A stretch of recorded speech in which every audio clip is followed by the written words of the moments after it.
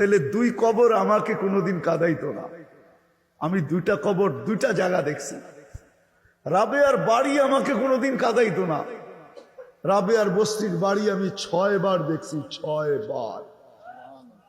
2500 মানুষ আমার কাছে কিতাবি এলেম নাই, কিন্তু চোখে দেখা আছে। রাবেয়ার বাড়ি আমাকে 6 বার কাঁদাইতো না।